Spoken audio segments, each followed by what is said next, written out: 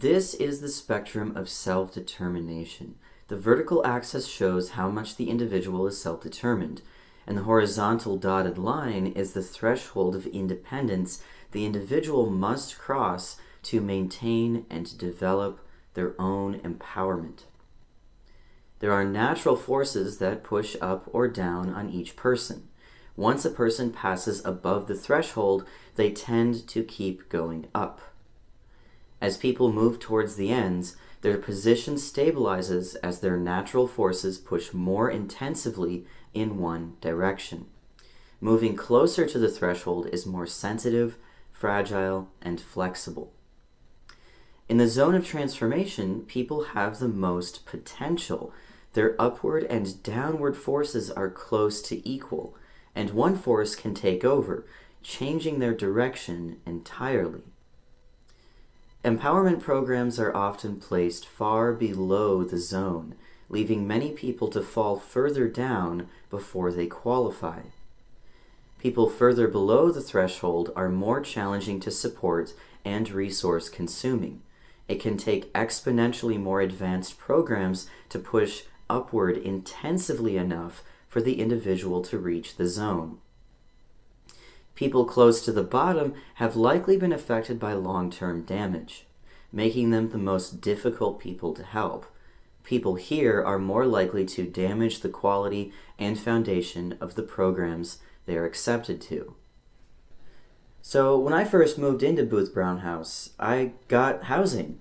I moved in, I got established, I gained a refuge, and I was able to start making friends and form a little community where then I could pursue jobs and get the health care I needed.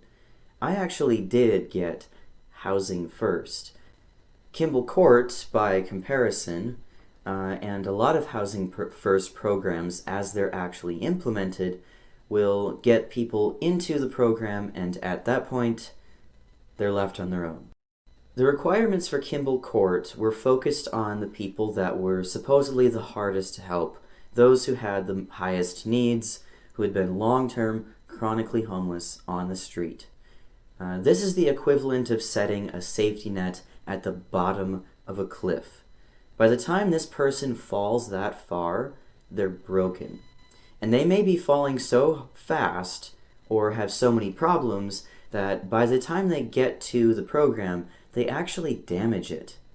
They break the safety net, and we have nothing left.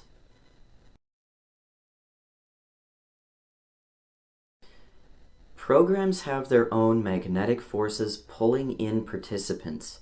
Programs at the bottom will drag people down, punishing empowerment and encouraging dependence. Programs close to and within the zone of transformation foster empowerment and set minimum boundaries to protect everyone's upward mobility and self-determination. Opportunities higher up present as scholarships, jobs, and leadership positions. These programs are often out of reach for people just starting on their journey, but support others further along. Some of these positions are jobs in empowerment programs, mentoring participants at lower stages. It comes full circle. People at all levels need opportunities to pursue their own empowerment and support others.